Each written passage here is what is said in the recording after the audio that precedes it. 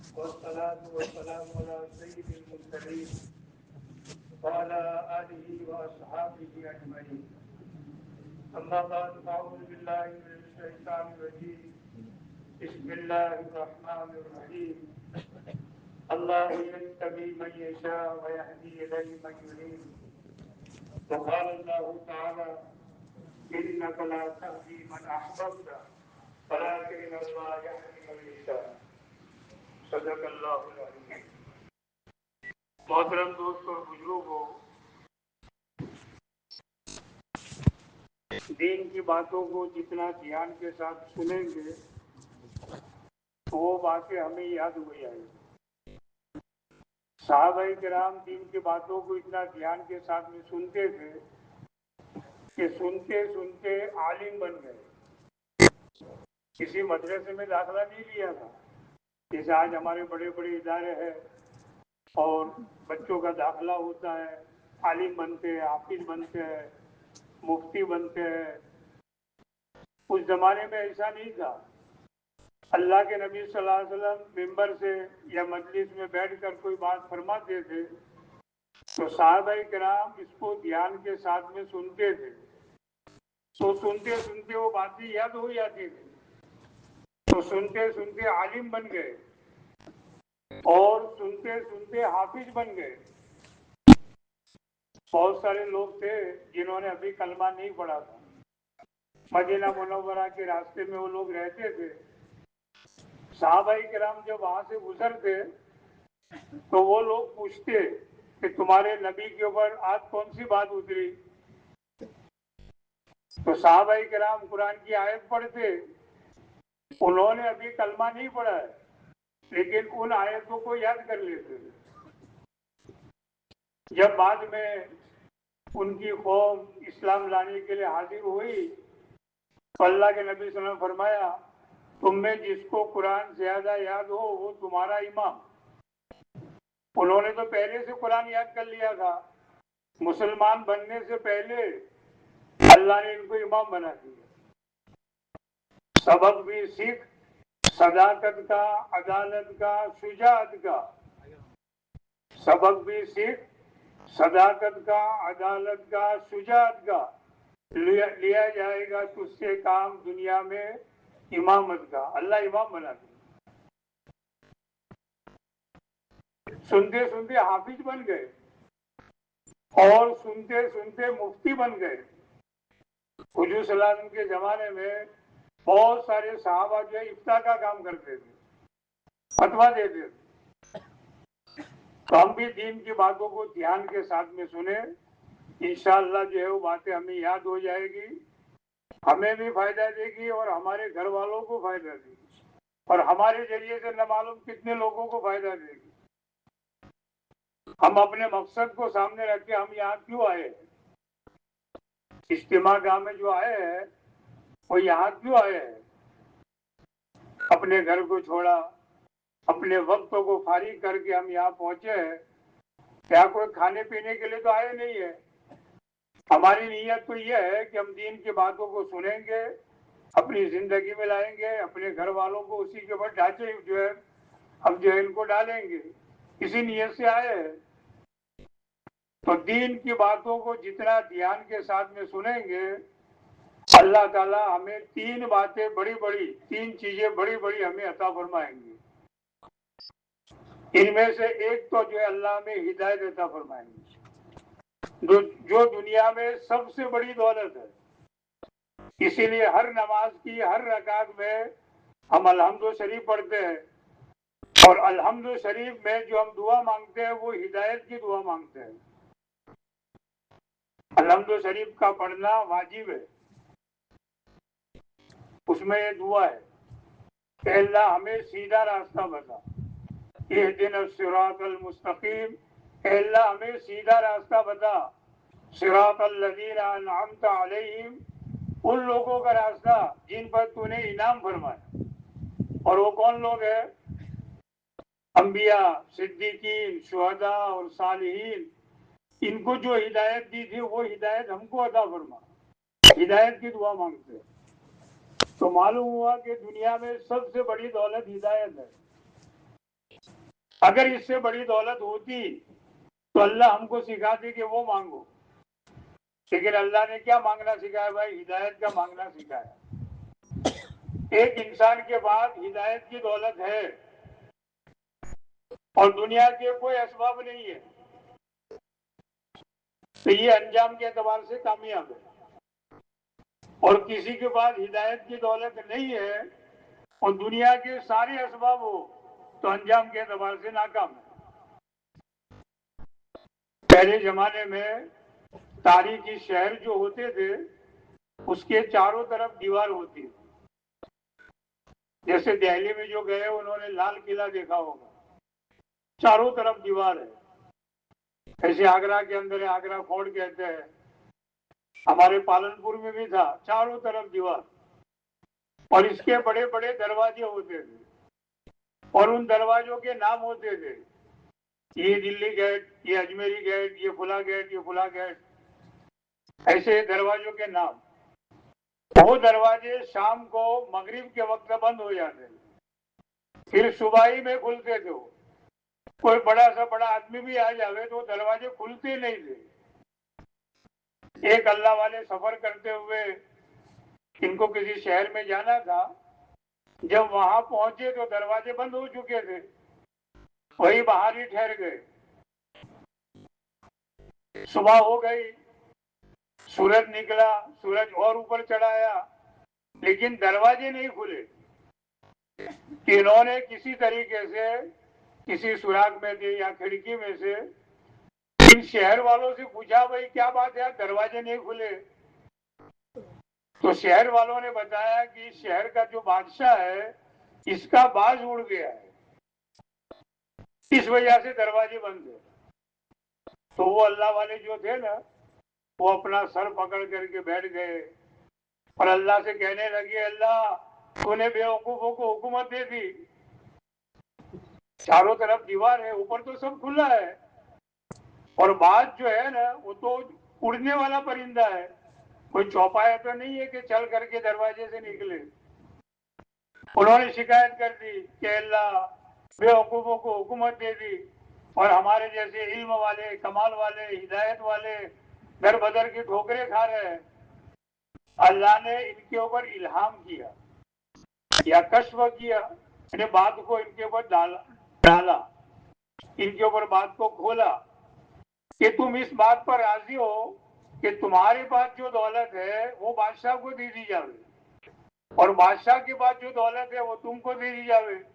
تو بزرگ تھرا گئے اور کانپ گئے کہ اللہ بات سمجھ میں آ گئی کہ میرے پاس جو دولت ہے وہ سب سے بڑی دولت ہے، ہدایت کی دولت۔ اس لیے حضرت بلال رضی اللہ عنہ اکثر یوں کہتے تھے کہ اگر ہدایت لوگوں کے ہاتھ میں ہوتی تو ہم لوگوں کو کون ہدایت دیتا؟ کانوں کو ہدایت تو اللہ کے قبضے میں ہے، اللہ ہی ہدایت دیتے ہیں اور گمراہ بھی اللہ ہی کرتے ہیں۔ جس کے دل میں طلب پیدا ہو جاتی ہے فوراً اللہ ہدایت کا فیصلہ کر دیتے ہیں۔ حضرت بلال رضی اللہ عنہ کالے تھے، چہرہ کوئی خوبصورت نہیں تھا، بال بھی ان کے گھنگری آلو تھے، پیر بھی چوڑے چوڑے تھے، لیکن دل میں طلب پیدا ہو گئی، اللہ نے فوراً ہدایت کا فیصلہ کر دیا۔ اور جس کے دل میں کوئی وعدہ خلافی کرتا ہے، جھوٹ بولتا ہے، جھوٹی قسمیں کھاتا ہے، یہ گمراہی کے اسباب ہے۔ جب یہ چیزیں پیدا ہو جاتی ہے تو اللہ اس کو گمراہ کر دیتے ہیں۔ شیطان کے ہاتھ میں نہیں ہے گمراہ کرنا، وہ تو گمراہی کی محنت کرتا ہے۔ اگر اس کے قبضے میں ہوتا گمراہ کرنا تو سب کو گمراہ کر دیتا۔ وہ تو گمراہی کے اسباب جب پیدا ہوتے ہیں، آدمی جھوٹ بولتا ہے، جھوٹے وعدے کرتا ہے، جھوٹی قسمیں کھاتا ہے، پھر اللہ اس کو گمراہ کر دیتا ہے۔ اور جس کے دل میں طلب ہوگی اللہ فوراً ہدایت کا فیصلہ کر دیتا۔ حضرت اس لیے اللہ کے نبی صلی اللہ علیہ وسلم فرماتے تھے کہ حبشہ کا پہلا بلال اور روم کا پہلا سہیب اور فارس کا پہلا سلمان اور عرب کا پہلا میں، حضرت صہیب کے دل میں طلب پیدا ہوئی، اللہ نے ان کو ہدایت دے دی۔ حضرت سلمان فارسی رضی اللہ عنہ پورا ایران آگ کی پوجا کرنے والا، لیکن یہ چھوٹے سے تھے، اپنا جو ہے گھر چھوڑ کے بھاگ گئے اور ایک پادری کی خدمت میں چلے گئے۔ جیسے اپنے اس زمانے میں مولوی صاحب کہتے ہیں، عالم صاحب کہتے ہیں، اس زمانے میں حضرت عیسیٰ علیہ السلام کا مذہب چل رہا تھا۔ عیسیٰ علیہ السلام کے مذہب کے جاننے والے جو ہوتے تھے ان کو پادری کہا جاتا تھا، راہب بھی کہتے تھے۔ ایک پادری کی خدمت میں پہنچ گئے۔ اب دیکھو ان کی طلب کتنی ہے، پیدل چل کر کے گئے، پادری کی خدمت کرتے، ان سے دین سیکھتے اور اس پر عمل کرتے۔ پادری کی موت کا وقت جب آیا تو انہوں نے پوچھا کہ تمہارے بعد کس کی خدمت میں جاؤ؟ اس پادری نے کہا کہ فلاں ملک میں جو پادری ہے وہ بڑے تقوی والا ہے۔ یہ پادری کا انتقال ہو گیا، اب انہوں نے پیدل سفر شروع کیا، پیدل سفر کر کے دوسرے ملک میں پہنچے اور اس پادری کی خوشامد کی، اس کی خدمت میں رہے، اس سے دین سیکھتے، اس پر عمل کرتے۔ اس پادری کی موت کا وقت آیا، پھر پوچھا کہ تمہارے بعد کس کی خدمت میں جاؤ؟ تو اس نے کہا فلاں ملک میں جو پادری ہے اس کی خدمت میں چلے جانا۔ اس کے انتقال کے بعد پھر پیدل سفر شروع کیا، دوسرے ملک میں پہنچے اور اس پادری کی خوشامد کی، اس کی خدمت میں رہے، خدمت کرتے، دین سیکھتے۔ طلب دیکھو کتنی ہے، اللہ یہ طلب ہم کو نصیب فرمائے۔ تعلیم ہمیشہ آگے بڑھتا رہتا ہے، اور جو قانع ہوتا ہے جس نے قناعت کر لی کہ بس بہت ہو گیا، بہت چلے ہو گئے، بہت 4 مہینے لگا دیے، بہت دن کی محنت کر لی، جس نے قناعت کر لی اس کی ترقی رک جائے گی۔ اور جو ناقد ہوگا، خامیاں نکالنے والا، عیب نکالنے والا، تبلیغ والوں میں عیب ہے، یہ عیب نکالے گا، اللہ اس کو محروم کر دے گا۔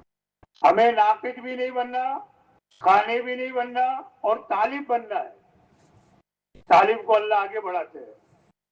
حضرت سلمان فارسی رضی اللہ عنہ طالب تھے، آگے بڑھتے بڑھتے اللہ نے دیکھو کتنا آگے بڑھایا۔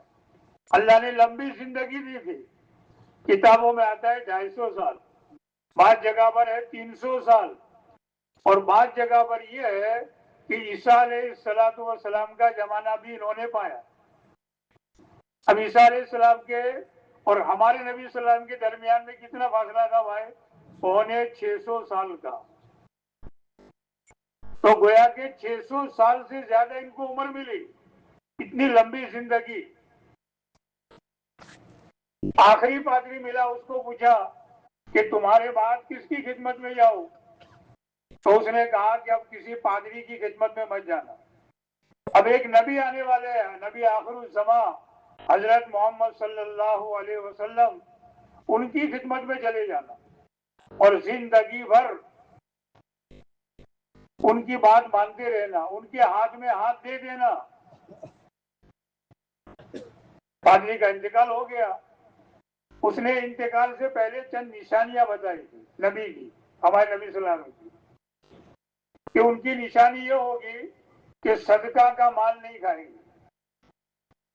دوسری نشانی یہ بتائی ہدیہ قبول کریں گے، اور تیسری نشانی یہ بتائی کہ ان کے 2 کندھوں کے درمیان پشت کے حصے میں مہر نبوت ہوگی، تھوڑا سا گوشت ابھرا ہوا اور اس کے اوپر بال۔ اور ایک نشانی یہ بتائی کہ ان کی رہنے کی جگہ جو ہوگی وہ کھجوروں والی ہوگی۔ پادری کا انتقال ہو گیا، سلمان فارسی رضی اللہ عنہ ڈھونڈ رہے تھے، اتنے میں دیکھا کہ ایک قافلہ کہیں جا رہا تھا۔ پہلے موٹریں نہیں تھی، بسیں نہیں تھی، ریل نہیں تھی، لوگ پیدل سفر کرتے تھے اور قافلے کی شکل میں سفر کرتے تھے تاکہ کوئی لوٹ نہ لے۔ جیسے گوجرا سے قافلہ 500 کا چلا، فیجل پور گیا تو وہاں سے 500 اور بڑھ گئے، 1000 ہو گیا، پھر آگے گئے تو اور یہ ہوتے ہوتے ہزاروں کا قافلہ ہو جاتا تھا۔ وہ ایک شاعر نے کہا ہے، میں اکیلا ہی چلا تھا جانب منزل مگر لوگ آتے گئے کارواں بنتا گیا. تو سلمان فارسی رضی اللہ عنہ نے سوچا کہ لاؤ قافلہ والوں کے ساتھ میں ہو جاؤ، کھانا پانی ملتا رہے گا اور کہیں نہ کہیں نبی کا پتہ چلے گا. تو قافلہ والوں کے ساتھ میں ہو گئے. راستے میں قافلہ والوں نے غداری کی، ان کو پکڑ کر کے غلام بنایا. حالانکہ آزاد تھے لیکن یہ کچھ بولے نہیں. ان کے دل میں تو ایک ہی طلب تھی کہ مجھے وہ آخری نبی ملے اور دین حق ملے. ان کو بیچا، جس نے خریدا تھا اس نے دوسرے کو بیچا، اس نے تیسرے کو بیچا. 10 آقاؤں کے ہاتھ پر وہ بکتے گئے لیکن کچھ زبان سے بولے نہیں. ایک ہی طلب کہ نبی مل جائے مجھے اور دین حق مل جائے. آخری جس نے خریدا تھا وہ خیبر کا رہنے والا تھا. اب خیبر میں بھی چاروں طرف کھجوروں کے درخت تھے. ان کے مالک کا کھجور کا باغ تھا. بڑی خوشی خوشی کام کر رہے تھے کہ مانو یا نہ مانو میرے نبی اسی جگہ پر آئیں گے. ایک مرتبہ ان کے مالک کا ایک مہمان آیا مدینہ منورہ سے. مدینہ کا پہلا نام تھا یثرب، پرانا نام. یہ تو اللہ کے نبی صاحب اس کو بدل کر کے مدینہ منورہ رکھا. وہ مہمان رہا، دیکھا کہ غلام مضبوط ہے، بڑا امانت دار ہے. تو اپنے رشتے دار سے کہا بھائی یہ غلام تو مجھے دے دو. کہا کہ لے جاؤ. عربوں میں اور پٹھانوں میں سخاوت بہت مشہور ہے. ہماری جماعت گئی جارڈن، اردن. 9 ساتھی تھے. ان کئی جو دعوت ہوتی تھی تو کھانا کتنا بناتے تھے؟ 60-70 آدمی کھاوے اتنا. اور اگر اوپر مکان ہے تو نیچے 2 ساتھی کھڑے ہوئے ہیں، 2 سیڑھیوں کے بیچ میں، 2 اوپر. اور اہلن وسالن مرحبا، اہلن وسالن مرحبا. بڑی خوشی کا اظہار کہ ہمارے یہاں مہمان آ گئے. اور اپنے سارے رشتے داروں کو بلا لیتے تھے دعوت میں. تو پٹھانوں میں اور عربوں میں آج بھی سخاوت. ایک پٹھان کے یہاں ایک مہمان گیا، اب اکیلا تھا وہ. تو پٹھان نے کھانا کتنا بنایا معلوم ہے؟ 50-60 آدمی کھاوے اتنا. اتنا میٹھا، اتنی روٹیاں، اتنا سالن.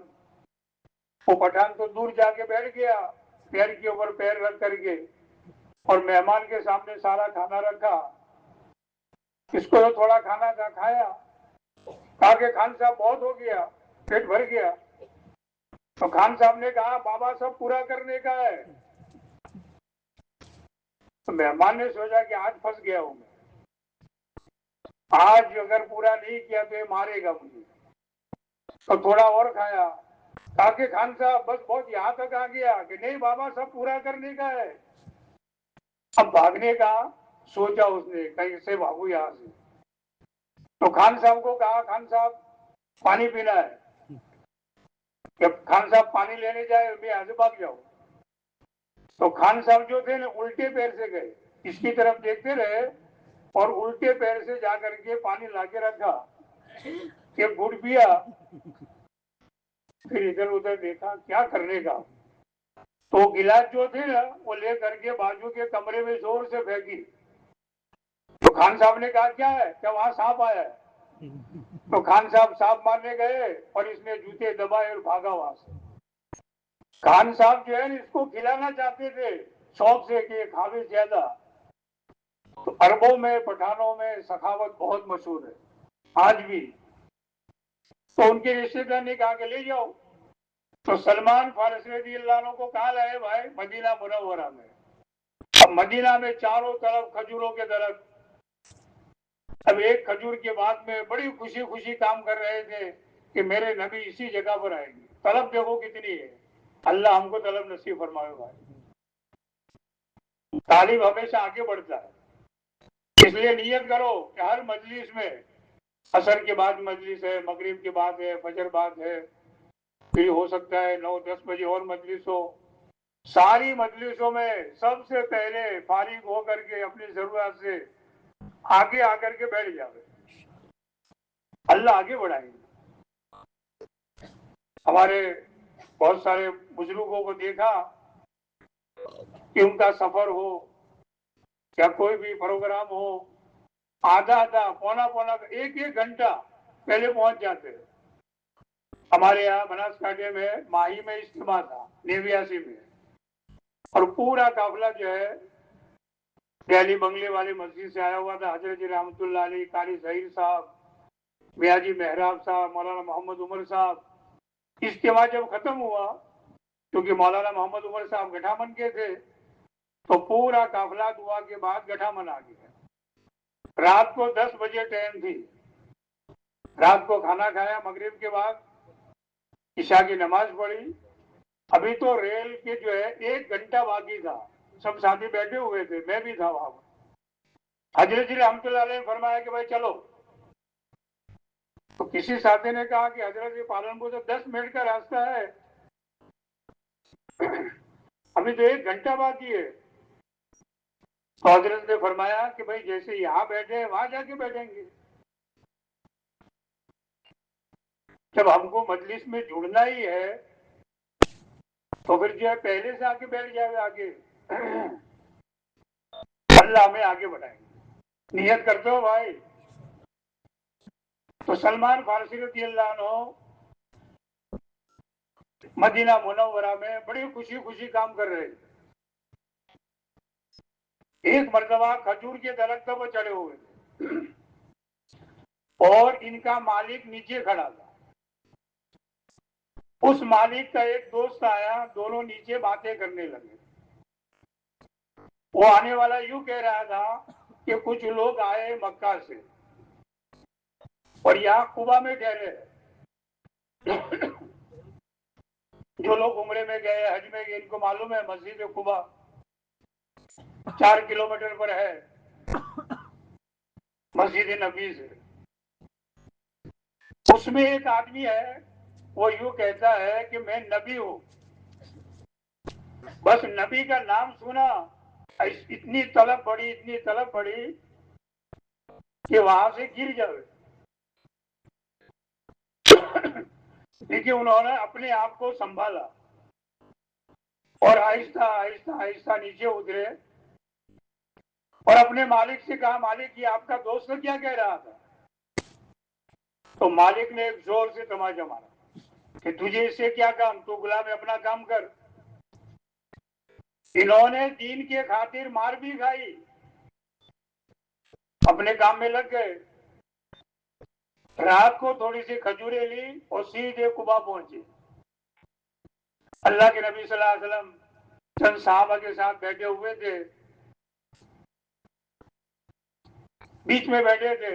انہوں نے اندازے سے کہ یہ نبی ہوں گے، کیا کر کے کھجوریں پیش کی، میں آپ کے لیے صدقہ کا مال لایا ہوں۔ اللہ کے نبی صلی اللہ علیہ وسلم فرمایا میں صدقہ نہیں کھاتا۔ ایک نشانی معلوم ہو گئی، کوئی بات چیت نہیں، سیدھے واپس چلے آئے۔ دوسری رات کو پھر کھجوریں لی اور پھر وہاں پہنچے اور پیش کیا کہ میں آپ کے لیے ہدیہ لایا ہوں۔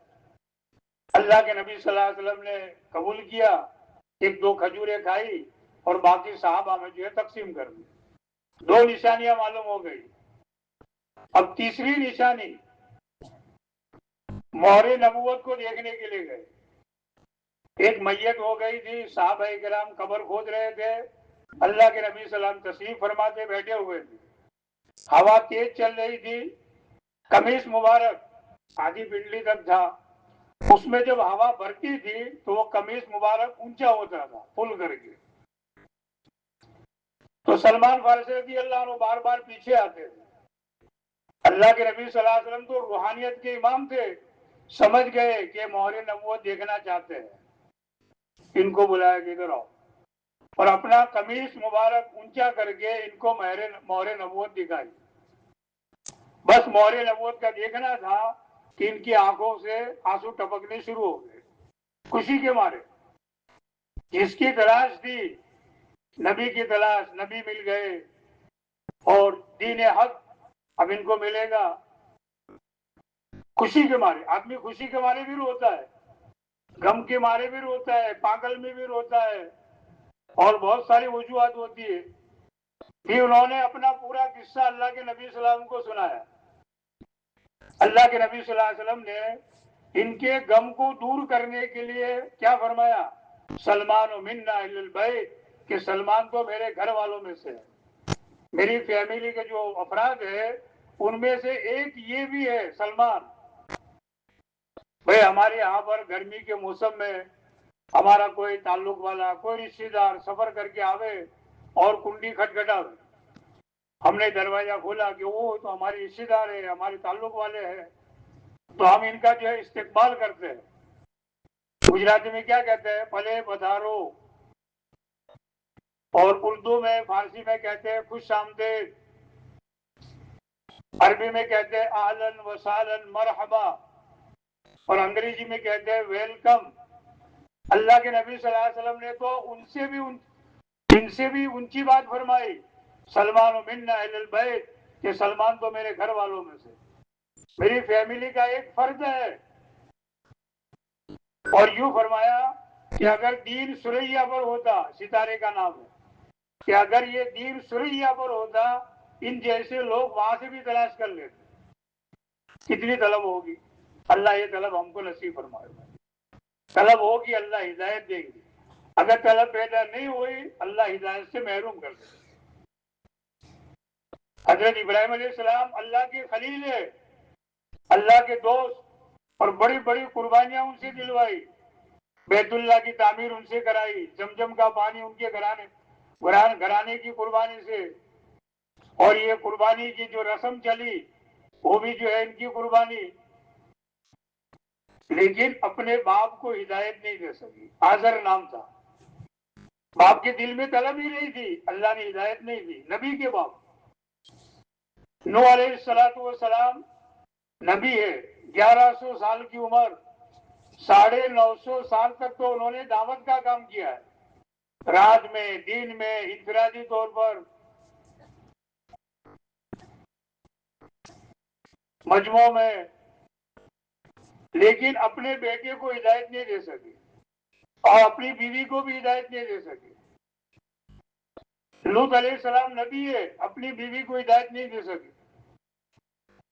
تو طلب والوں کو ملتا ہے. ہمارے نبی صلی اللہ علیہ وسلم کے چچا ابو طالب، نام کیا ہے؟ ابو طالب، یعنی طلب کرنے والے کا باپ. اتنی طلب گویا کہ طلب کرنے والے کا باپ، یعنی طلب والا، نام ہے ابو طالب.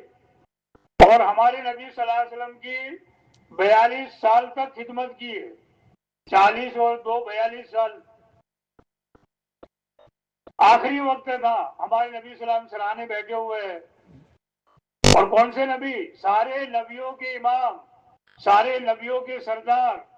اگر آپ کو پیدا کرنے کا اللہ کا جو ہے مقصد نہ ہوتا تو اللہ پوری کائنات کو نہ بناتے. اندر سے بے چین ہے، دعائیں کر رہے ہیں، اور اپنے چچا سے کہہ رہے ہیں چچا میرے کان میں چپکے سے کلمہ پڑھ دو، کسی کو سنانے کی ضرورت نہیں ہے، تاکہ میں حشر کے دن آپ کی ایمان کی گواہی دے سکوں. چچا کے دل میں طلب ہی نہیں تھی.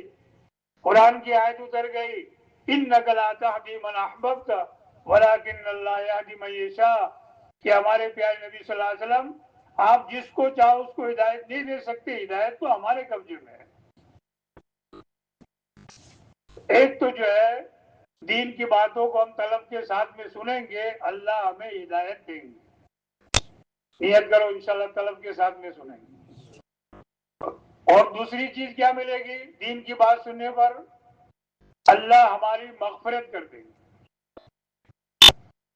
ہدایت جو ہے نا دنیا کے اعتبار سے سب سے بڑی دولت، اس سے بڑی کوئی دولت نہیں ہے.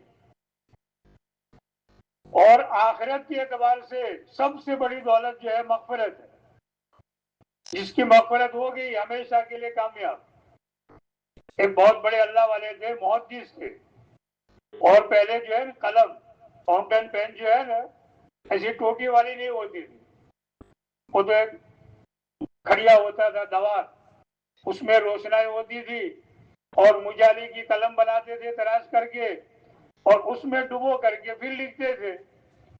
تو قلم کو ڈبو کر کے لکھنے جا رہے تھے اور ایک مکھی آ کر اوپر بیٹھ گئی نوک پر روشنائی پینے کے لیے. انہوں نے قلم کو روک دیا, اس کی پیاس بجھ گئی, اڑ گئی. ایک ہفتے کے بعد ان اللہ والوں کا انتقال ہو گیا. تو دوسرے اللہ والوں نے ان کو خواب میں دیکھا کہ بھائی کیسی گزری.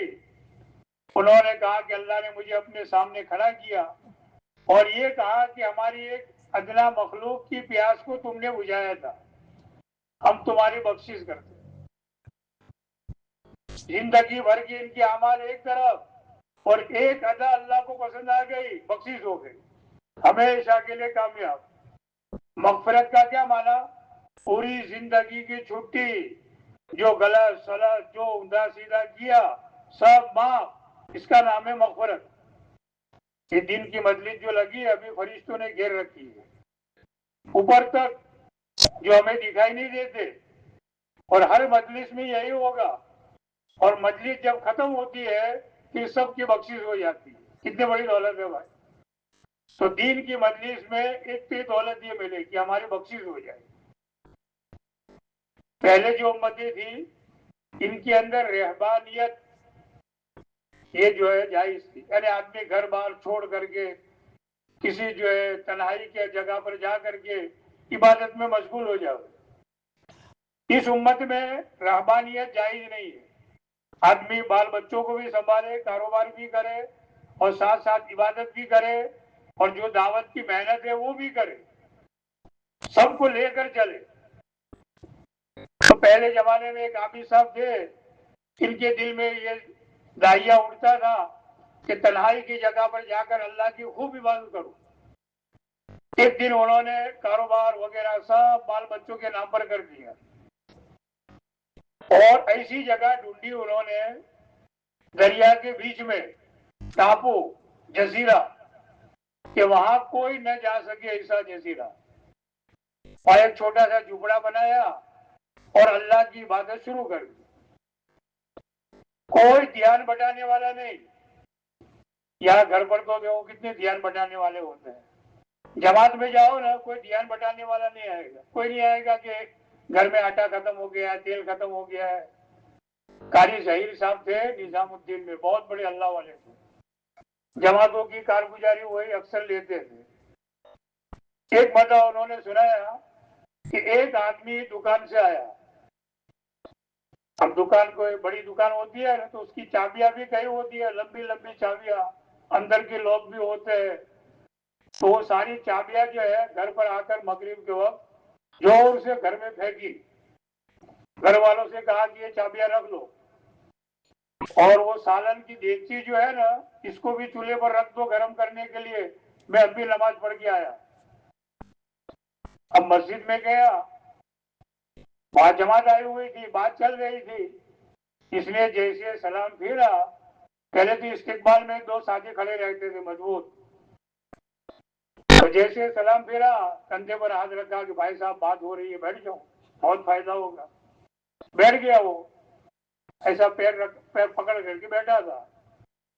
آدھا گھنٹہ بات ہوئی, پھر تشکیل ہوئی, کوئی نام آیا نہیں. امیر صاحب کھڑے ہوئے, بھائی قریب قریب آ جاؤ. کیوں کر کے سب کو جمع کیا, کاغذوں کو جنت میں یہ ہوگا یہ ہوگا یہ ہوگا. تو قاری صاحب کہتے تھے کہ وہ آدمی بیٹھے بیٹھے کیا سوچ رہا ہوگا معلوم ہے, جو پیر پکڑ کے بیٹھا تھا, کہ جنت میں تو ہوگا ہوگا, میری دیگچی کا کیا ہوگا جو چولہے پر رکھوا کے آیا تھا. سمجھ میں آ رہا ہے بھائی.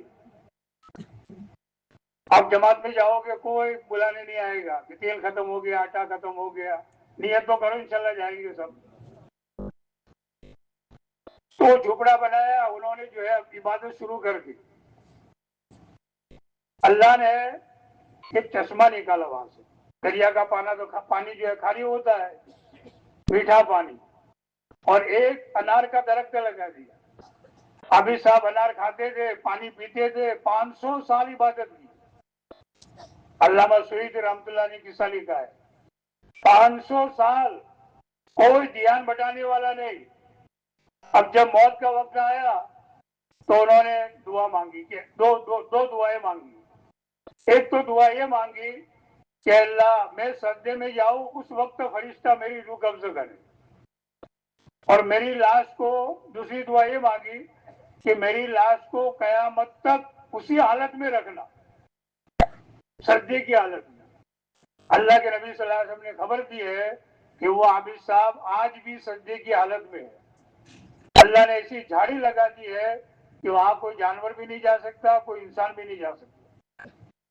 حشر کے میدان میں اللہ کھڑا کریں گے اور فرشتوں سے حکم ہوگا کہ فرشتوں میرے اس عابد کو میرے فضل سے جنت میں داخل کر دو۔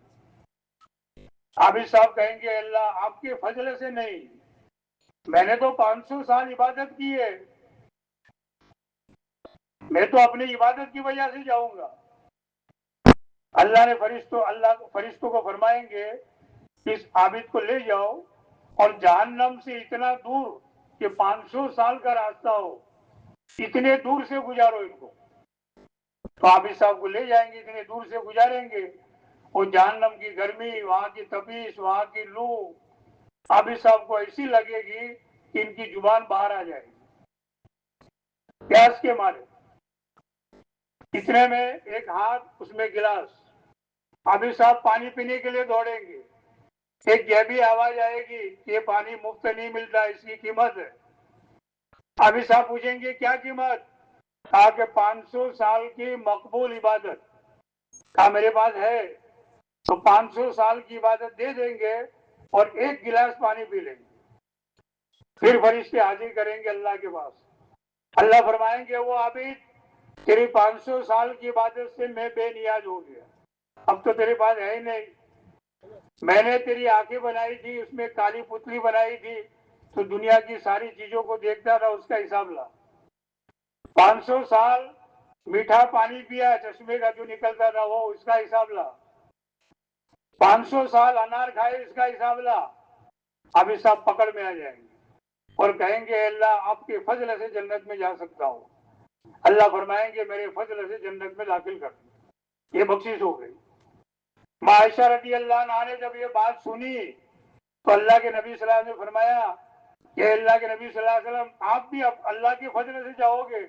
کہا کہ ہاں میں بھی اللہ کے فضل سے جنت میں جاؤں گا۔ اتنی بڑی دولت ہم کو دین کی مجلس میں مل رہی ہے، آسانی کے ساتھ میں، بخشش، مغفرت۔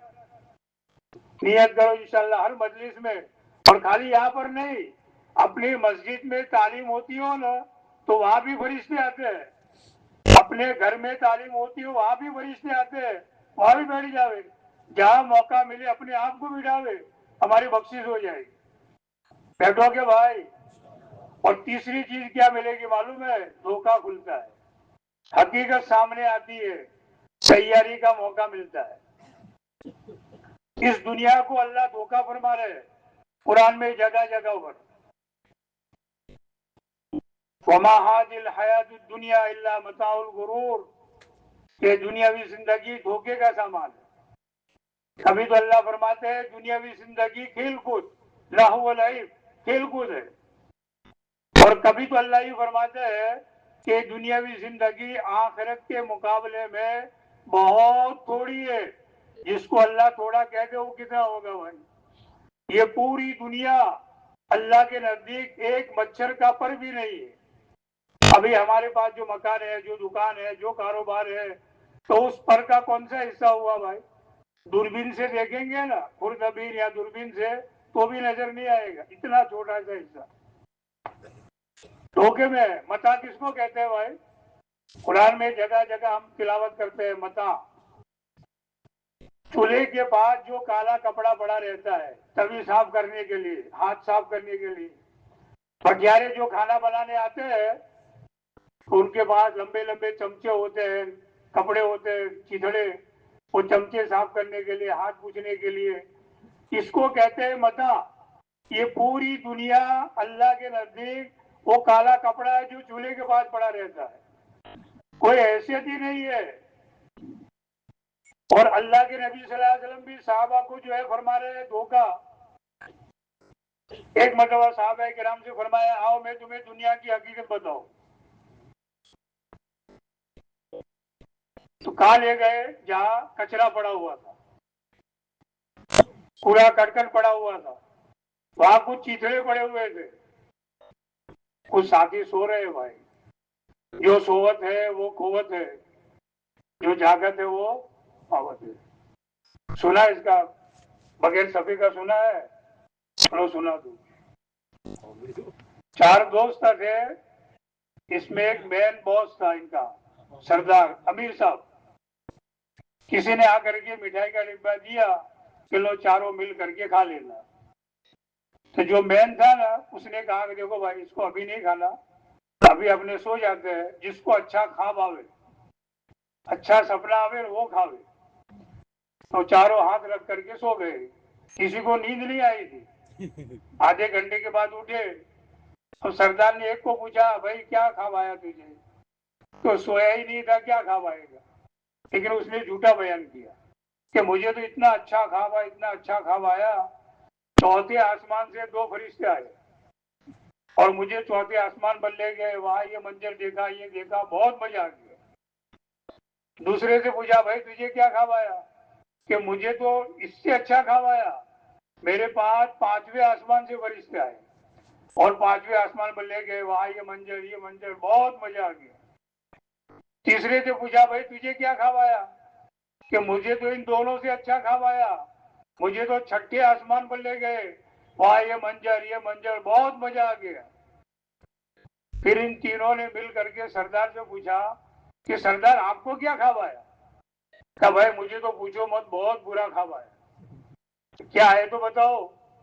कहा कि 2 आदमी आए डंडे लेकर के और मुझे जोर से 2 डंडे मारे कि उठ बड़ी मिठाई खा जा। मैंने कहा नहीं नहीं, मेरे साथी सब सोए, सब साथ में खाएंगे। तो उन्होंने 2 डंडे और मारे, जबरदस्ती खिला दी, ये उठ के खा गया था।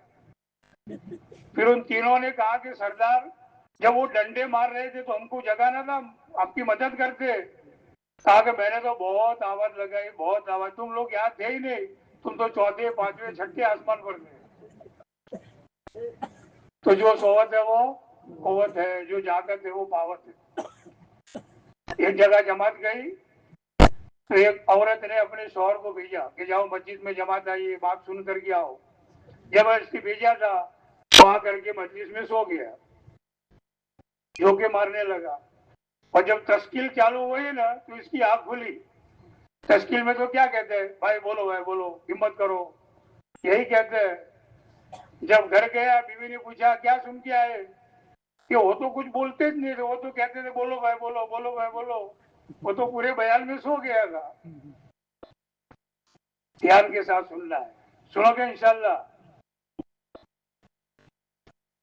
तो वहां चीथड़े पड़े हुए थे, कुछ हड्डियां पड़ी हुई थी, कुछ खोपड़ियां पड़ी हुई थी, गंदगी पड़ी हुई थी। अल्लाह के नबी सल्लल्लाहु अलैहि वसल्लम फरमाया, यह है दुनिया की हकीकत।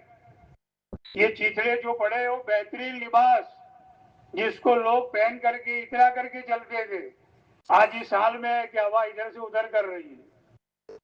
और ये हड्डियां जो पड़ी है उन जानवरों की हड्डियां है जिस पर बैठ करके अकल मकल के साथ में चलते थे।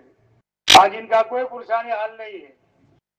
और ये खोपड़ियां जो पड़ी है वो इंसानों की खोपड़ियां है, जिन्होंने ये प्लान बनाया था 20 साल का, आइंदा साल ये करना है, पर साल ये करना है, 10 साल के बाद, 20 साल के बाद जो सारा प्लान बनाया था वो सब फेल हो गया। आज इस साल में है कि इधर से उधर ठोकर खा रही है। और ये गंदगी जो पड़ी है वो बेहतरीन खाने जिसकी खुशबू दूर से आती थी, आज इसका नतीजा ये है कि लोग यहाँ से नाक बंद करके जा रहे हैं। यह है दुनिया की हकीकत। जब साहबा किराम के सामने दुनिया की हकीकत आई तो साहबा किराम जो है बहुत रोए। एक मरतबा साहबा किराम साथ में थे, अल्लाह के नबी सलाम के साथ में एक बकरी का बच्चा मरा हुआ किसी ने फेंक दिया था। अल्लाह के नबी ने फरमाया, भाई इसकी क्या कीमत हो सकती है? साहबा ने कहा, रसूलल्लाह इसकी क्या कीमत? इसके मालिक ने खुद इसको फेंक दिया है, इसकी क्या कीमत हो सकती है? अल्लाह के नबी ने फरमाया कि दुनिया इससे भी ज्यादा भी हकीकत अल्लाह के नजदीक कोई कीमत नहीं है, कोई इसका वैल्यू नहीं है। तो अल्लाह भी फरमा रहे धोखा और अल्लाह के नबी सल्लल्लाहु अलैहि वसल्लम भी फरमा रहे धोखा। फिर धोखा समझ में आएगा कब? حقیقت جب سامنے آتی ہے تو دھوکہ سمجھ میں آ جاتا ہے. دیکھو ایک آدمی سو رہا ہے اور اچھا خواب دیکھ رہا ہے، اچھے محل میں سویا ہوا ہے، بڑھیا کھانا کھا رہا ہے، یا چناؤ میں کھڑا تھا جیت گیا، لوگ پھول ہار چڑھا رہے ہیں، لمبی لمبی گاڑیاں استقبال میں کھڑی ہے، بہت خوش ہو رہا ہے. لیکن کوئی جرم کیا تھا، سرکاری آدمی آئے، زور سے 2 ڈنڈے مارے اور اٹھایا اور ہاتھ کڑی کر کے پکڑ کے لے جانے لگے. اب وہ راستے میں سوچتا ہے کہ جو خواب کے اندر میں مزہ لے رہا تھا، بہترین کھانا کھا رہا تھا اور چناؤ میں جیت گیا تھا، لوگ پھول ہار چڑھا رہے تھے اور جو میں خوش ہو رہا تھا، یہ سب دھوکہ تھا اور یہ ڈنڈے کھائے یہ حقیقت. حقیقت سامنے آئے تو دھوکہ سمجھ میں آ گیا نا بھائی. اسی طریقے سے ایک آدمی سو رہا ہے اور ڈر رہا ہے، برا خواب دیکھا، کوئی سانپ آ گیا، اب وہ بھاگ رہا ہے، بھاگ بھی نہیں سکتا، یا کئی چہرے والا آدمی آ گیا، کئی ہاتھ ہے کئی چہرے ہیں، اب بولنا چاہتا ہے بول نہیں سکتا، جیسے سینے پر کسی نے پتھر رکھ دیا ہو. یا کوئی کنواں سامنے آ گیا اور کنویں کے اندر گرنے کے قریب ہے، آدمی چیخے مار رہا ہے. اس میں بھی بہت سارے ساتھی 4 پیسے گرے ہوں گے بھائی، گرے تھے، میں بھی خود گرا ہوں. خواب پورا خواب دیکھتے دیکھتے 4 پیسے گر جاتے ہیں. ایسا برا خواب کوئی دیکھ رہا تھا، لیکن بیوی نے کندھا پکڑ کر کے ہلا کر کے اٹھایا، ناشتہ دیا رہے، اٹھو ناشتہ دیا رہے. اور وہ ناشتہ آملیٹ اور پاپلیٹ بہترین ناشتہ ہے، اس کا تو سانس پھلا ہوا تھا، پسینہ نکل رہا تھا. اب وہ ناشتہ کرتے کرتے سوچ رہا ہے کہ جو میں خواب میں ڈر رہا تھا وہ دھوکہ تھا اور یہ ناشتہ کر رہا ہوں یہ حقیقت ہے. حقیقت سامنے آئی تو دھوکہ خود بخود سمجھ میں آ گیا. تو اللہ دنیا کو دھوکہ کہہ رہے ہیں، اللہ کے نبی صلی اللہ علیہ وسلم دھوکہ سمجھا رہے ہیں، تو یہ دھوکہ سمجھ میں آئے گا کب؟ اس کی 2 جگہ ہے. کتنے بھائی؟ 2 جگہ ہے. ایک تو موت کے وقت دھوکہ سمجھ میں آ جائے گا. فرعون جو تھا نا پوری زندگی کیا کہتا رہا؟ انا ربکم الاعلی، کہ سب سے بڑا رب میں ہوں. اپنے آپ کو رب کا دعویٰ کر دیا اس نے. لیکن جب موت آئی تو کیا کہتا ہے؟ میں بنی اسرائیل کے رب پر ایمان لے آیا. موسیٰ علیہ السلام کا نام بھی نہیں لیتا، حسد میں، عناد میں. ہارون علیہ السلام کا نام بھی نہیں لیتا، اور کیا کہہ رہا ہے؟ بنی اسرائیل کے رب پر ایمان لے آیا. ایک عورت کے شوہر کا نام تھا رحمت اللہ. کیا نام تھا بھائی؟ رحمت اللہ. ایک مرتبہ انبن ہو گئی دونوں کی، بیوی نے سوچا کہ ان کا نام ہی نہیں لینا. اب نماز میں سلام تو پھیرنا پڑے گا بھائی، السلام علیکم ورحمت اللہ کہنا تو پڑے گا. اب وہ عورت کیا کہتی تھی؟ السلام علیکم منع کے ابا. یہ فرعون بھی ایسا ہی کرتا ہے، موسیٰ علیہ السلام کا نام نہیں لیتا، ہارون علیہ السلام کا نام نہیں لیتا، بنی اسرائیل کا نام لیتا. دھوکہ کھل گیا، لیکن اب ایمان قبول نہیں ہے. اب تیاری نہیں کر سکتا، توبہ نہیں کر سکتا، نمازی نہیں پڑھ سکتا، کچھ نہیں کر سکتا. اور ایک دوسری جگہ ہے کہ اگر ہم اپنی نسبت دعوت کے ساتھ میں کرتے ہیں، تعلیم میں بیٹھنے لگے، گشتوں میں پھرنے لگے، 3 دن جماعت میں، چلے میں، 4 مہینے میں ایسے جانے لگے، دھوکہ کھلتا جائے گا، حقیقت سامنے آتی جائے گی اور تیاری کا موقع ملے گا. مولانا محمد عمر صاحب پالنپوری رحمت اللہ علیہ شروع میں بمبئی میں ایک مسجد میں امامت کراتے تھے، منگلی کندوری والی مسجد. ان کے آنے جانے کا جو راستہ تھا وہاں ایک شرابی رہتا تھا، ہر وقت شراب کے نشے میں جو ہے مست. اس کی ماں بھی پریشان تھی. اس کی ماں نے ایک مرتبہ مولوی صاحب سے کہا، مولانا محمد عمر صاحب سے، کہ مولانا میرے بچے کو جماعت میں لے جاؤ. چھوٹا نہیں تھا، بڑا. اس نے مجھے تو پریشان کر دیا، کماتا کچھ ہے ہی نہیں، اور میں لوگوں کے برتن مان کر، کپڑے دھو کر تھوڑے بہت پیسے لاتے وہ زبردستی چھین کے لے جاتا ہے، شراب پی لیتا ہے۔ تو مولانا نے پوچھا اس کا نشہ کب اترتا ہے؟ تو اس کی ماں نے کہا کہ شام کو عصر کے ٹائم پہ۔ مولانا 2 ساتھیوں کو لے کر اس کی تشکیل کے لیے پہنچ گئے، تھوڑی بات کی، اس کا جان بنایا اور کہا بھائی 3 دن ہمارے ساتھ لگا لیں۔ تو اس نے کہا کہ مولانا 3 دن تمہارے ساتھ میں لگاؤ، لیکن میری ایک شرط ہے۔ مولانا نے کہا کیا شرط ہے؟ کیا بوتل ساتھ میں رکھوں گا، شراب کی بوتل ساتھ میں۔ مولانا نے کہا کہ بھئی ہماری بھی ایک شرط ہے۔ اس نے کہا کیا شرط ہے؟ کہ وہ بوتل جو ہے سنڈاس میں رکھنی پڑے گی، بیت الخلا میں۔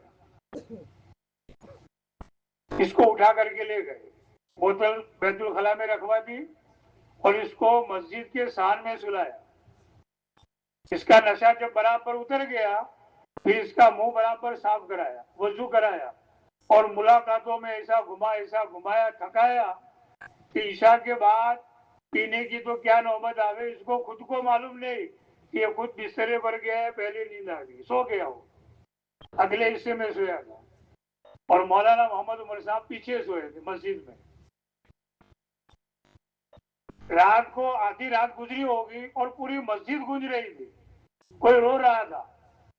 مولانا نے چادر اٹھا کر دیکھا تو وہی شرابی رو رہا تھا، پہلی زندگی سے توبہ مانگ رہا تھا اور نئی زندگی بنانے کا عزم کر رہا تھا۔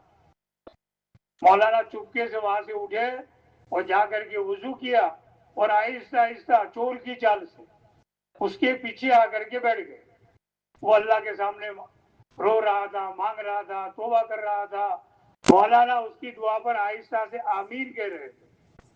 میں نے اپنے کانوں سے کئی مرتبہ مولانا کی زبان سے سنا کہ میں اس لیے بیٹھا تھا کہ اللہ کی رحمت اس کی طرف متوجہ تھی، میں چاہتا تھا کہ اللہ کی رحمت کا ایک چھینٹا میرے اوپر پڑ جائے اور میرا بیڑا پار ہو جائے۔ اتنے بڑے اللہ والے اور ایک شرابی کی دعا پر آمین کہہ رہے ہیں۔ ہم بھی نیت کریں انشاءاللہ جہاں بھی دعا ہوگی ہم دعاؤں میں شریک رہیں گے انشاءاللہ۔ یہ موقع ہوتے ہیں اجتماع کے جہاں عمومی ہدایت ملتی ہے، ہزاروں لاکھوں کو اجتماع میں آئے، جان صاف ہو گیا اور اللہ کے ولی بن گئے۔ اس لیے اللہ نے ہم سب کو توفیق دی آنے کی۔ اب چند جو ہے مجلسیں ہوگی، عصر کے بعد، مغرب بعد، فجر بعد، پھر آخری مجلس تو جو ہے 9-10 بجے ہوگی، دعا ہو جائے گی۔ کل تو ہمارے زور سے پہلے فارغ ہو جائیں گے۔ جب اسی مقصد کے لیے آئے ہیں تو سب سے پہلے آگے آ کر بیٹھنے کی کوشش کریں گے انشاءاللہ۔ تو دین کی مجلس میں جب بیٹھتے ہیں نا تو یہ 3 بڑی بڑی باتیں، ایک تو اللہ ہدایت دیتا ہے جو سب سے بڑی دولت دنیا کے اعتبار سے، اس سے بڑی کوئی دولت نہیں ہے۔ دوسری چیز مغفرت جو آخرت کے اعتبار سے سب سے بڑی دولت، اور تیسری چیز دھوکہ کھلتا ہے، آخرت کی تیاری کا موقع ملتا ہے۔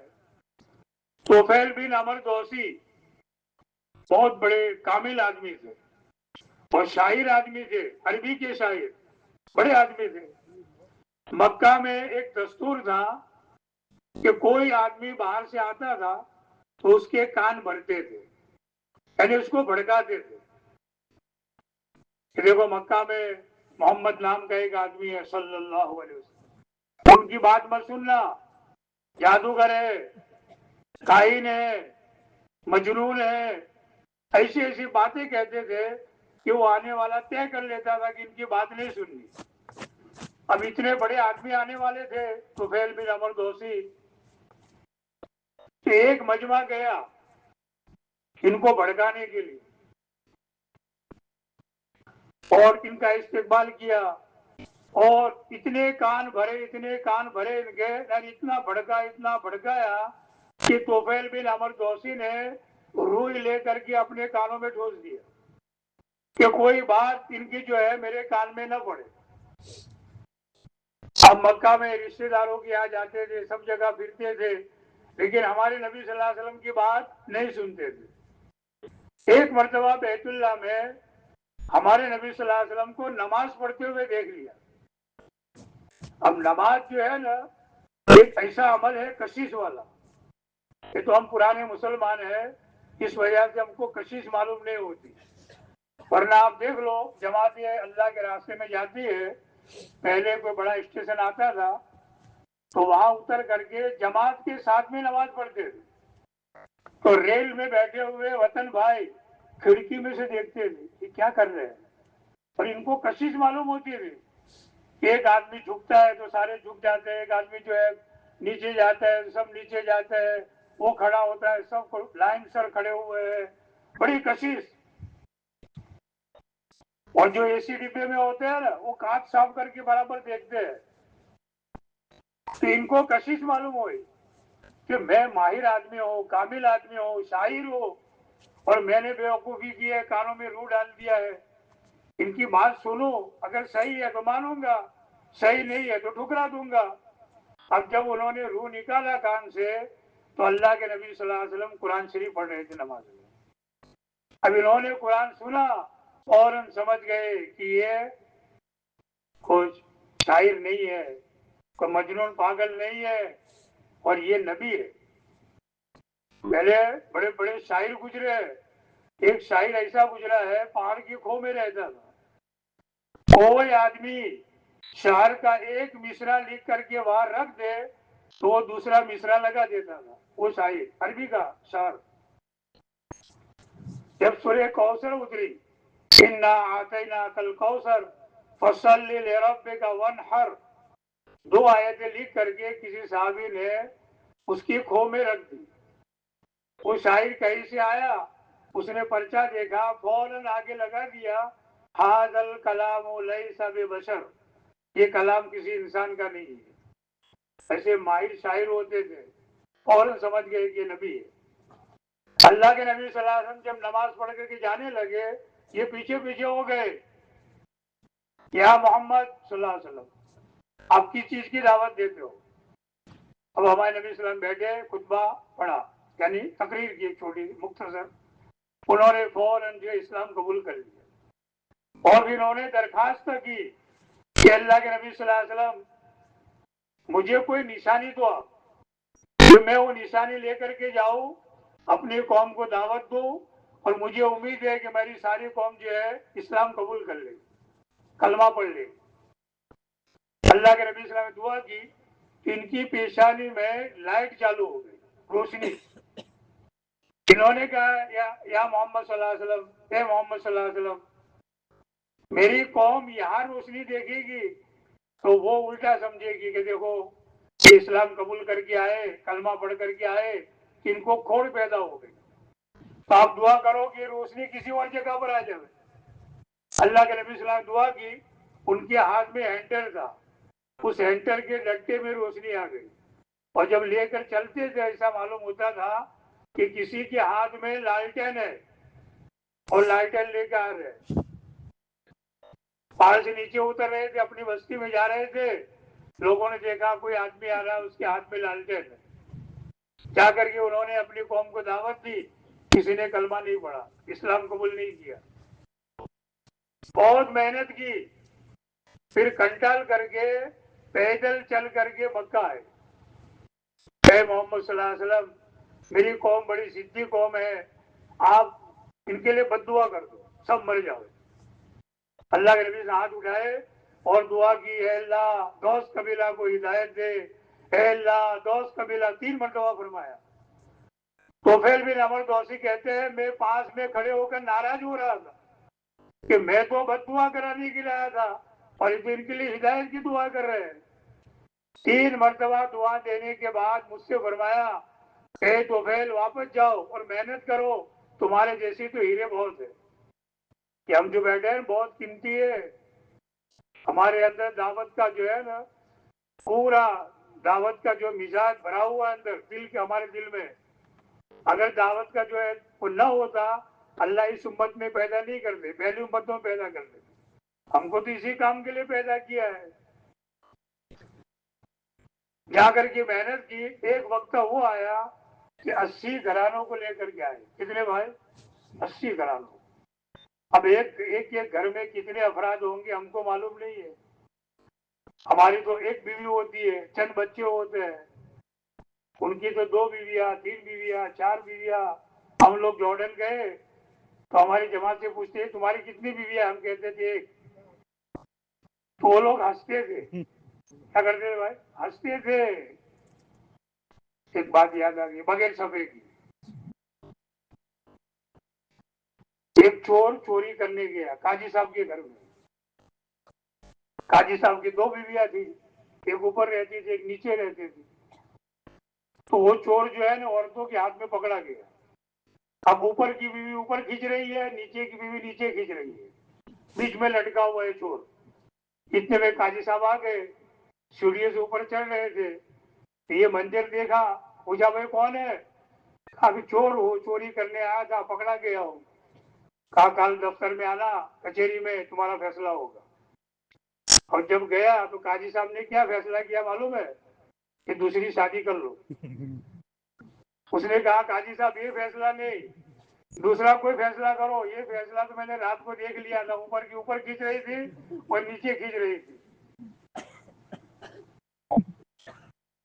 ایک آدمی کی بیوی تھی، بہت بولتی تھی، مارتی بھی تھی، تو کنٹرول کر کے دوسری شادی کی.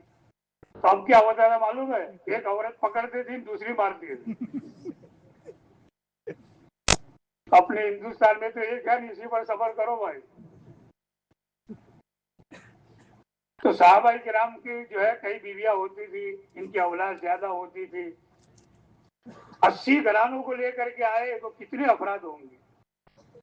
اس میں سب سے بڑے قیمتی ہیرے جو آئے نا، حضرت ابو ہریرہ رضی اللہ.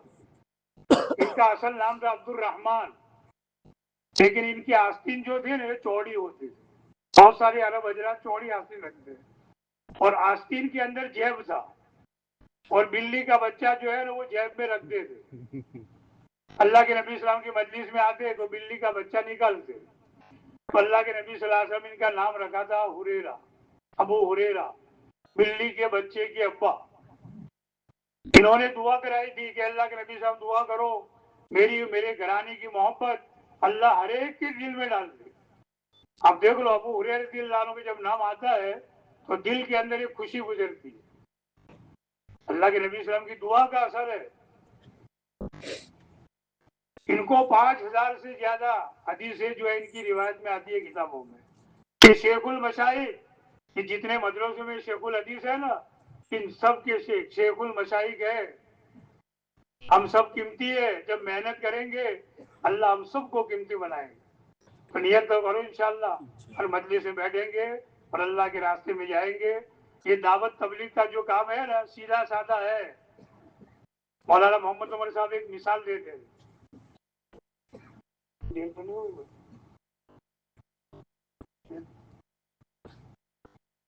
ایک تاجر، بمبئی کا ایک تاجر کروڑوں کا ہیرا لے کر کے دہلی جا رہا تھا.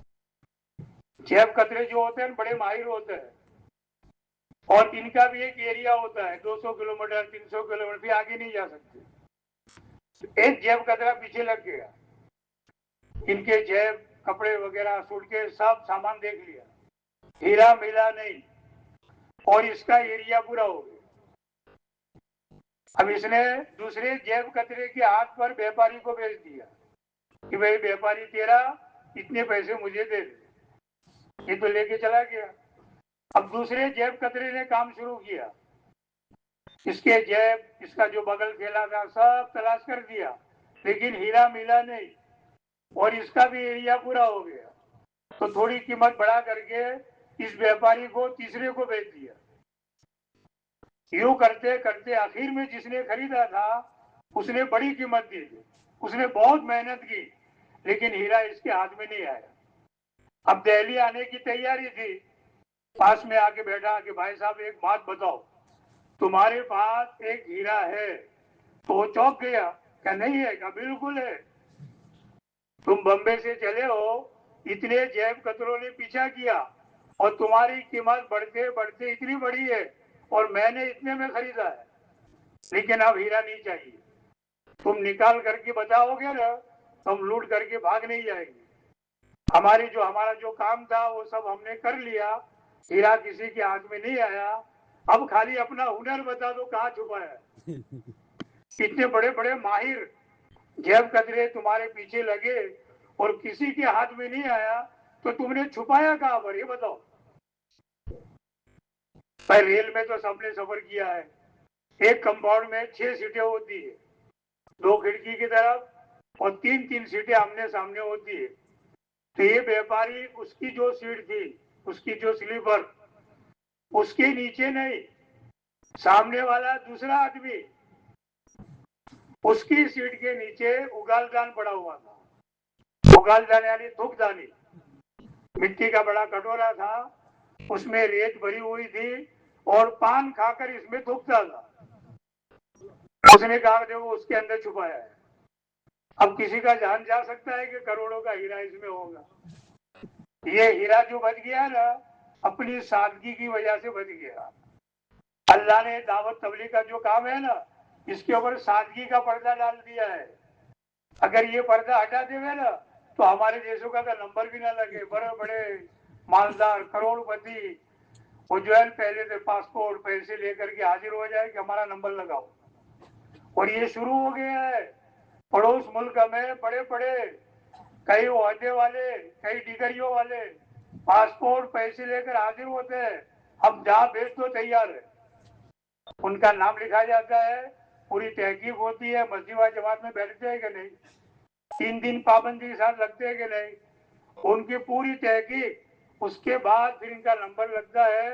اور وہ بھی ایک چلہ اپنے ملک میں, 4 مہینے باہر, اور وہاں سے آنے کے بعد کارگزاری سنانے کے بعد ایک چلہ اپنے ملک میں, پھر اس کے بعد گھر.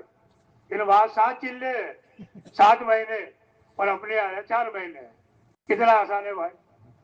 یہ ماں ہے اور وہ باپ ہے. وہاں تو اصول کیا تو ڈیل بھی ملتی ہے. ہوتا ہے کہ نہیں بھائی. اس لیے نیت کرو انشاءاللہ کہ ناممکن کو ممکن والا بنانے والا کام اللہ نے ہمارے ہاتھ میں دے دیا ہے.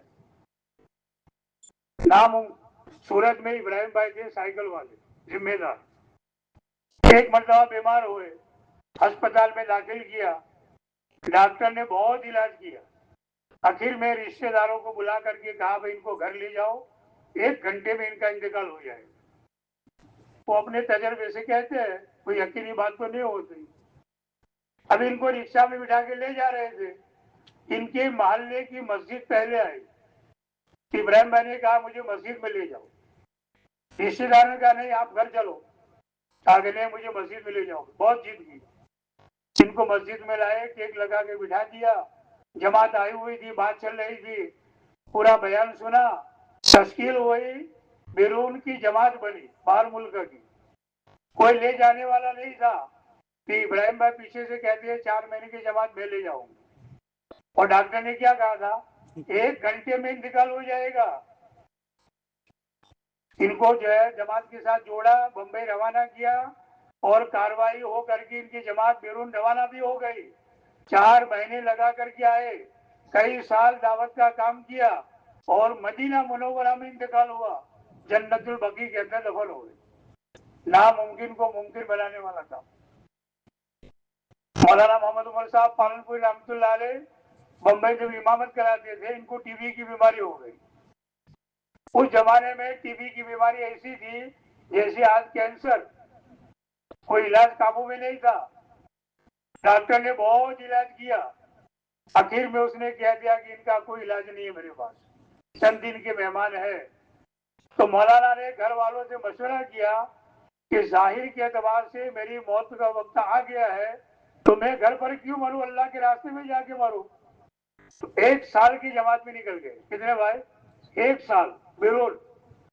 اور اس زمانے میں جو جماعتیں جاتی تھی ان کو تاکید کی جاتی تھی کہ جتنے ملکوں کا سفر کر سکو کرو, تاکہ وہاں کے حالات معلوم ہو جائے, کون ذمہ دار ہے, کتنا کام ہوتا ہے. تو مولانا محمد عمر صاحب 15 ملکوں کا سفر کر کے آئے, ہوائی جہاز سے نہیں, پانی کے جہاز سے. اور جوان تھے. ہم 3 دن جاتے ہیں نا, تیسرے دن جب واپس ہوتے ہیں تو خوشی ہوتی ہے, تیسرے دن. اور چلے میں جو جاتا ہے جب واپس ہوتا ہے اس کو زیادہ خوشی ہوتی ہے 1 چلے میں. اور جو 4 مہینے میں جاتا ہے اس کو اور زیادہ خوشی. اور جو سال میں جاوے تو 1 مہینے پہلے سے خوشی کا بھی 1 مہینہ باقی ہے. اور جو بیرون جاوے واپس آوے تو اس کو کتنی خوشی. ہم لوگ جارڈن گئے، اب ہندوستان کس طرف ہے وہ بھی پتا نہیں، لیکن 9 بجے جو ہے نا سورج چڑھتے چڑھتے اوپر آتا تھا نا، تو سورج کو دیکھتے تھے کہ یہ سورج ہمارے ہندوستان کے اوپر سے وہ کیا ہے. کتنی خوشی ہوگی بھائی وطن کی. تو مولانا محمد عمر صاحب کو کتنی خوشی ہوگی واپس ہونے کی. بمبئی اترنے والے تھے پانی کے جہاز سے، گجرات کے ذمہ دار تھے قاضی عبد الوہاب صاحب، مجذوب قسم کے اللہ والے. ان کا ایک قصہ سناؤ. مصر میں جماعت گئی، حضرت رحمت اللہ علیہ، مولانا محمد عمر صاحب، قاضی عبد الوہاب صاحب مصر گئے. تو مصر کے اندر جمعہ کے دن قاضی صاحب نے نقلی داڑھی لگائی، خطبہ پڑھا اور جمعہ کی نماز پڑھائی. اور جب گھر جانے لگے تو لاٹھی نکال کر کے جاکٹ میں رکھ دی. قاضی صاحب نے دیکھ لیا، ان کو جوش آ گیا، وہ تو جوشیلے اللہ والے تھے. جا کر کے ایک تماچا لگا دیا خطیب صاحب کو. اور وہاں کے خطیب کو مارنا جیسے کچہری میں کسی جج کو مارنا. تو سارے عرب مارنے کے لیے حاضر ہو گئے، ان کو مارنے کے لیے قاضی صاحب کو. تو مولانا محمد عمر صاحب نے ہاتھ پھیلا دیے، کہا جا مجنون مجنون، پاگل ہے پاگل، یوں کر کے ان کو چھڑایا. تو ایسے مجذوب قسم کے اللہ والے تھے. وہ بمبئی پہنچ گئے، سیڑھیوں سے مولانا جیسے اترے سینے سے لگا واہ واہ واہ واہ، مولی عمر سان لگا کے آیا. اب دیکھو تربیت ہو رہی ہے. اللہ جو ہے ہمیں بھی اپنے اکابرین کی قدر کرنے کی توفیق نصیب فرمائے. بھائی ہماری پوری رہبری کر رہے ہیں، اللہ ان کی عمروں میں خوب برکت عطا فرمائے. اللہ پھر یہ بھی جو ہے بعد میں دیکھنے لیے ملیں گے. قاضی صاحب نے کہا کہ مولوی صاحب ایک بات مانو گے؟ کہاں مانوں گا. مولانا کے ذہن میں کیا تھا کہ بھائی اپنا سال پورا ہو گیا، اب مسجد میں 2 رکعت نماز پڑھ کے سیدھے گھر. قاضی صاحب نے کہا کہ 3 دن ہمارے ساتھ اعتکاف کرو. تو گھر جانے کا جو جذبہ تھا نا وہ تڑوایا. 3 دن ہو گئے، کہا کہ مولانا ایک جماعت جا رہی ہے مدراس، اس کو اسٹیشن پر چھوڑ کے آتے ہیں. یوں کر کے ریلوے اسٹیشن لے گئے. وہاں جانے کے بعد کہا کہ مولوی صاحب یہ جماعت دیکھ لو، بہت کمزور جماعت ہے، کوئی ذمہ دار تو ہے نہیں، میری رائے یہ ہے کہ جماعت تم لے جاؤ. مولانا فرماتے تھے کہ دعوت کے پورے دور میں سب سے زیادہ جو بوجھ مجھے پڑا تھا وہ یہاں پڑا تھا. جوان تھے، سال لگا کے آئے، اس زمانے کا سال. اور کہا بھائی ابھی گھر نہیں گئے، 3 دن احتکاب کرائے اور سیدھے چلے میں بھیج رہے.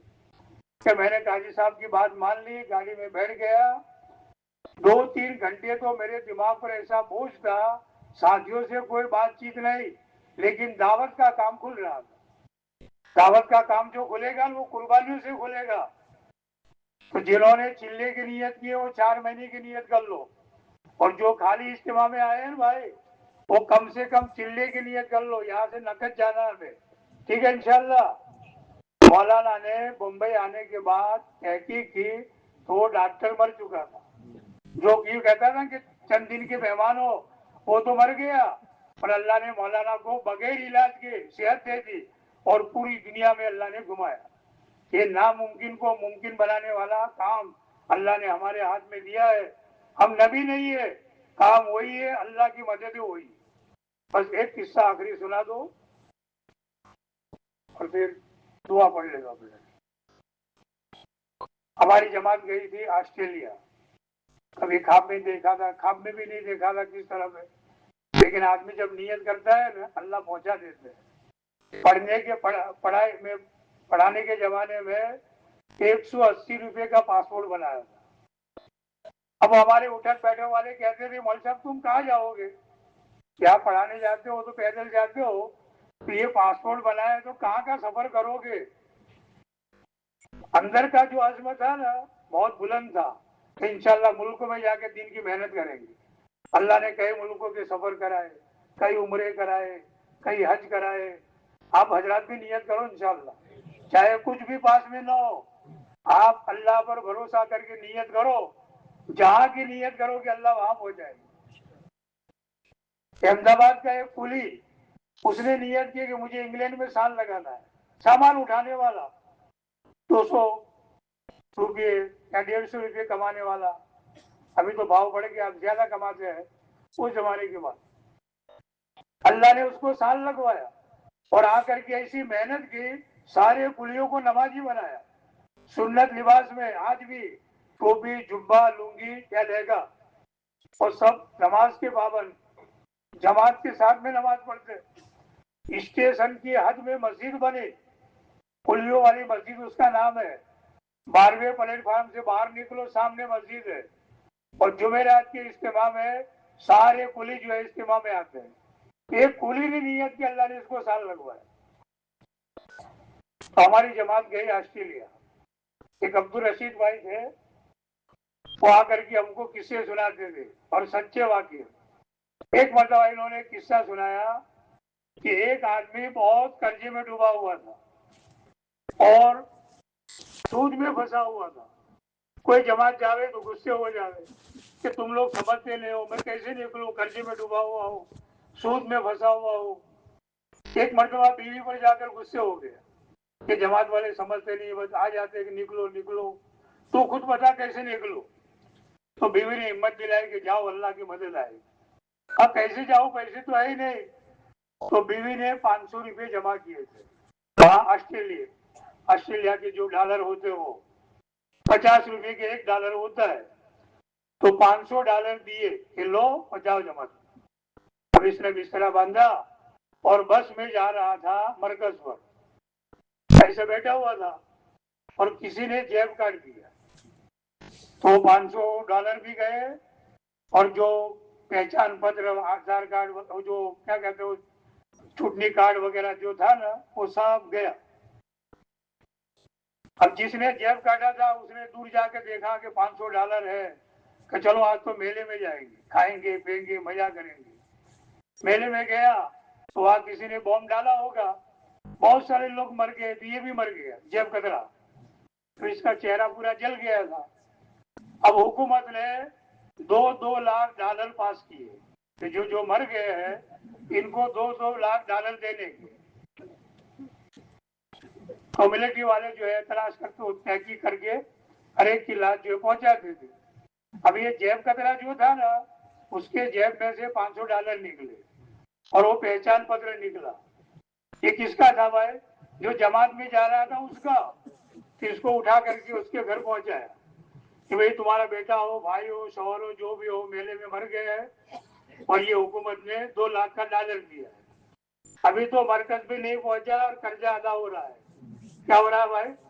2 لاکھ ڈالر تو آ گئے۔ اب گھر والے رونے لگے، رشتے دار رونے لگے، سب جمع ہو گئے، یار بڑا اچھا آدمی تھا، ایک نے کہا میں 10 مانگتا تھا معاف، ایک نے کہا 20 مانگتا تھا معاف، سارا قرضہ صاف ہو گیا۔ اس کو تو دفن کر دیا۔ کنڈکٹر آیا کہ لاؤ بھائی ٹکٹ کے پیسے، اس نے ہاتھ ڈالا تو ہاتھ تو باروں بار نکل گیا۔ کہا کنڈکٹر صاحب جو کسی نے جیب کاٹ دیا میرا۔